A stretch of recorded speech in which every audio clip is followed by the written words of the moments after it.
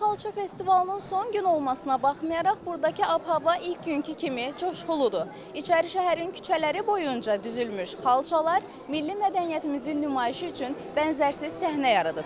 Turistlər də elə burada tariximizlə tanış olur və unudulmaz anlar yaşayırlar.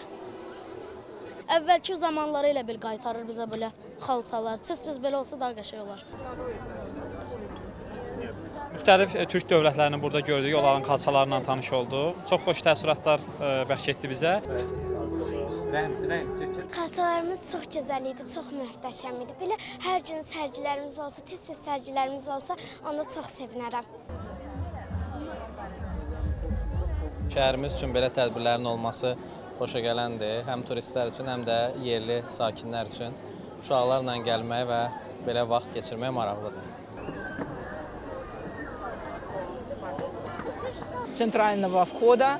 Çoxlu maraqlı ekspozisiyalar, çox gözəl xalçalar var idi. Xüsusilə Şuşa xalçası mənim çox xoşuma gəldi.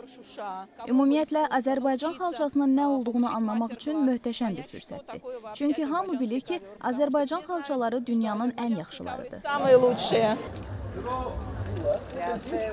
Mədəniyyətimizin incisi sayılan xalçalar həm festivalda sərgilənir, həm də qonaqlar onların hazırlanma prosesi ilə tanış olurlar. Ötən ildə bizdə ölkə səviyyəsində xalça festivalı keçirildi. Bu il beynəlxalq səviyyədə keçirilir. Hal-hazırda ipək xalçalar toxumağa üstünlük daha çoxdur. Yəni yun xalçalar toxuyuruq, xovsuz xalçalar toxunur, yəni ona daxildir sumaq, yəni tələbat çoxdur. İstəyirik ki, bu sənət həmişə yaşasın. Ənənəvi xalçalardan əlavə festivalda yer alan digər bir xalça növü isə 3D xalçalardır. Bu yanaşma xalçaçılıq sənətində klassikliyə müasir nəfəs verir.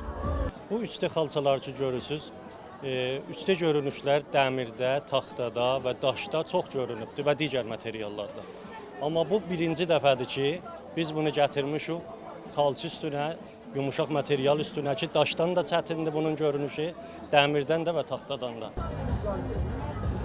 Xalçaçılığa yeniliyin gəlməsi onun irsinin yaşadılmasına da imkan yaradır.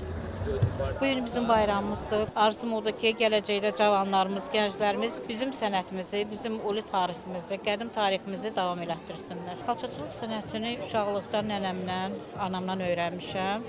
Festivalın son gün olmasına baxmayaraq, xalçaların naxışında yatan tarix hələ uzun müddət yaddaşlarda qalmağa davam edəcək.